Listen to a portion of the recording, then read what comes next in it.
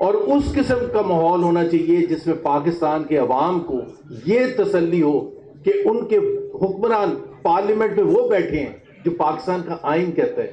Pakistan will be governed by the true representatives of the people of Pakistan. یہ آئین کا ہے.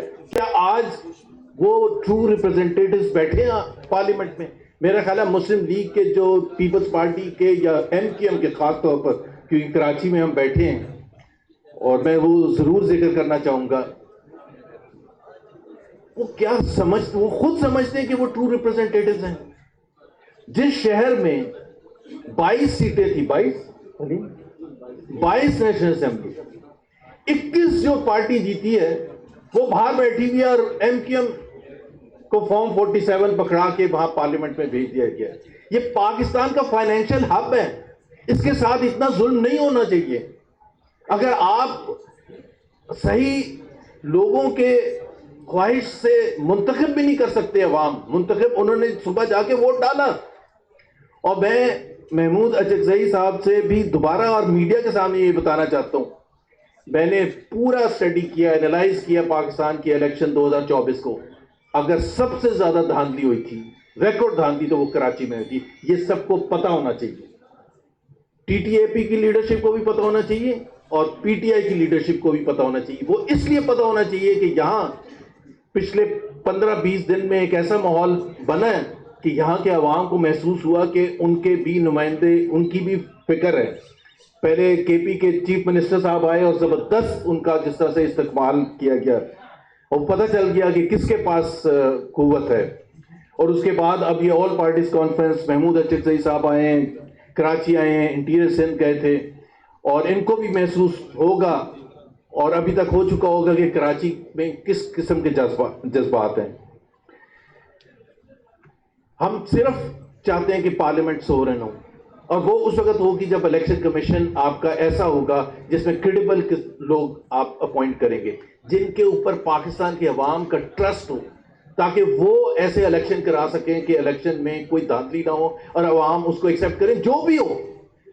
تو ہم بڑا سمپل سے کہتے ہیں کہ 2024 کا الیکشن نامنظور ہے. اسی وجہ سے نیا الیکشن کمیشن تشکیل دیا جائے. نیا الیکشن کمیشن تشکیل دینے کے بعد ایک کیئر ٹیکر سیٹ اپ ہو اور وہ الیکشن کنڈکٹ کرے اور ٹرو ریپرزنٹیٹیوز ہوں.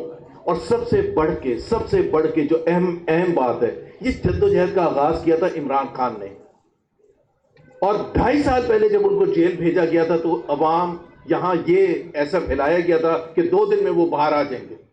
2.5 سال میں کوئی ڈیل نہیں کی، 2.5 سال میں بکے نہیں، 2.5 سال میں یہ نہیں ایکسیپٹ کیا کہ ان کو باہر بھیج دیا جائے.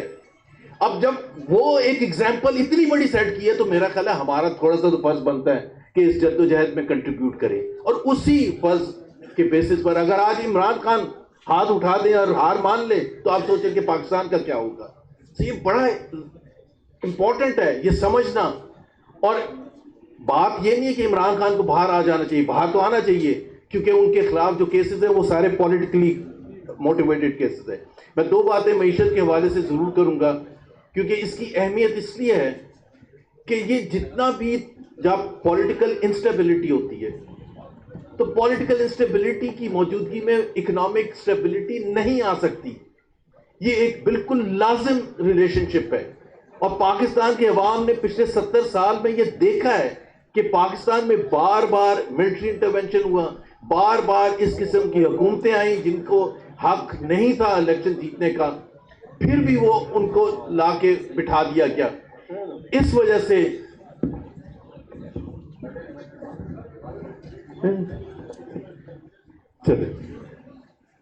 جب تک آپ پولیٹیکل اسٹیبلٹی نہیں لے کے آئیں گے اکنامک اسٹیبلٹی نہیں ہوگی. اور اکنامک اسٹیبلٹی کے چند اعداد و شمار، ایک تو حکومت کی بہت سی رپورٹس خود آ گئی ہیں. ابھی حال ہی میں ایک رپورٹ آئی ہاؤس ہولڈ انکم سروے، جنوری کی 1 تاریخ کو حکومت پاکستان نے ریلیز کی. اس کے مطابق پچھلے 4 سال میں ہر پاکستانی کی زندگی خراب ہوئی ہے معیشت کے حوالے سے. جو مڈل کلاس ہے 23% ان کی انکم لیول کم ہوئی ہے. اب اس کا کیا جواز ہے؟ سوائے ایک طبقہ ہے جو پچھلے 4 سال میں جو اوپر گیا ہے، وہ اشرافیہ ہے. یہ رپورٹ میں ہے. کہ اوپر کے جو اشرافیہ وہ بڑی زبردست ہے، ان کے لیے مواقع بھی زیادہ ہوئے ہیں. آپ کراچی اسٹاک ایکسچینج کا حال دیکھ لیں کہ کس طرح سے اس نے ریکارڈ توڑ دیے ہیں.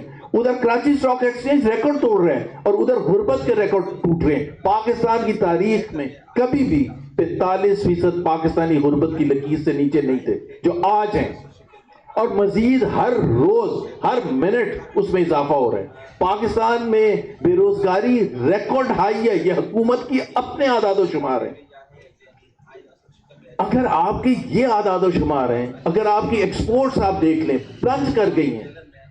3.5 سال پہلے کہاں ایکسپورٹس تھی؟ 2 انڈیکیٹر جو سب سے زیادہ اہم ہوتے ہیں معیشت کے حوالے سے، ایک انویسٹمنٹ اور ایک ایکسپورٹس. انویسٹمنٹ 50 سال کی لوسٹ لیول پر ہے اور ایکسپورٹس پلنج کر گئی ہے. فورن ڈائریکٹ انویسٹمنٹ آ نہیں رہی ہے. یہ باوجود اس کے کہ وزیر اعظم صاحب پتہ نہیں کتنے دورے کر چکے ہیں، کتنے ایم او یو سائن کر رہے ہیں. ابھی بھی بتایا جاتا ہے کہ جی یہ ہم نے شامل کر لیا، یہ ہم نے فلانے کنٹری کے ساتھ کر لیا. کہاں ہے؟ نہیں آئے گا جب تک رول آف لا نہیں ہے. کبھی بھی نہیں آئے گا رول آف لا جہاں جس ملک میں رول آف لا نہیں ہوگا. اور آپ نے جو جوڈیشری کا حال کیا ہے، آپ کی جوڈیشری پر کوئی ٹرسٹ نہیں کرتا، اور سب سے زیادہ جو مس ٹرسٹ کرنے والا طبقہ ہے وہ بزنس مین ہے پاکستان کا اور پاکستان کے باہر کا جو بزنس مین ہے. اگر وہ آج پاکستان کا بزنس مین جو معاہدہ کرتے ہیں حکومت پاکستان کے ساتھ یا حکومت پاکستان کے کسی ادارے کے ساتھ، وہ تصفیہ اگر کوئی ڈسپیوٹ ہو تو وہ ایگریمنٹ میں یہ لکھواتا ہے کہ یہ باہر اس کا طے ہوگا لندن میں یا سوئٹزرلینڈ میں. آپ کی عدالتوں پر آپ کے اپنے بزنس مین کا ٹرسٹ نہیں ہے. تو وہ چپ کر کے تو بیٹھے ہوئے ہیں، اس لیے چپ کر کے بیٹھے ہوئے کہ ان کے پاس تو پرلس اینڈ پریویلیجز ہیں. لیکن جہاں میں غربت کی بات کر رہا تھا، میں ایک چیز ضرور کہنا چاہتا ہوں کہ جہاں 45% عوام غربت کی لکیر سے نیچے ہیں، جہاں مڈل کلاس ختم ہو چکی ہے، ان کی پرچیزنگ پاور 65% کم ہوئی ہے، وہاں اشرافیہ جو ہے، آپ پارلیمنٹ کے ممبران دیکھ لیں، آپ ججز دیکھ لیں، آپ دوسرے لوگ دیکھ لیں، 300% اپنی تنخواہوں میں اضافہ کیے، 300%، 500% اضافہ کیے. اس کا کوئی جواز ہے؟ اس کی ایروگنس آپ دیکھیں کہ جی ہمیں کوئی پرواہ نہیں ہے کہ مڈل کلاس کے لیے کتنی مشکلات ہیں، ہمیں کوئی پرواہ نہیں ہے کہ غریب طبقے کے لیے کتنی مشکلات ہیں. یہاں آٹا لینا مشکل ہے، یہاں چینی لینی، چاول لینا، گوشت لینا، دالیں لینا کھانا مشکل ہے.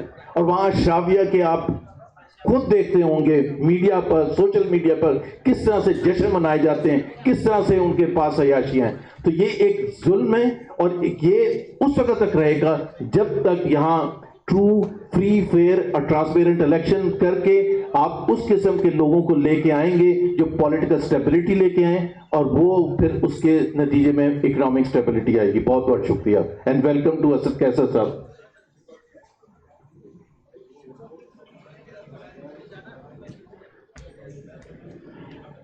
بہت شکریہ. خواتین و حضرات، اب جس کو ہم دعوت دینے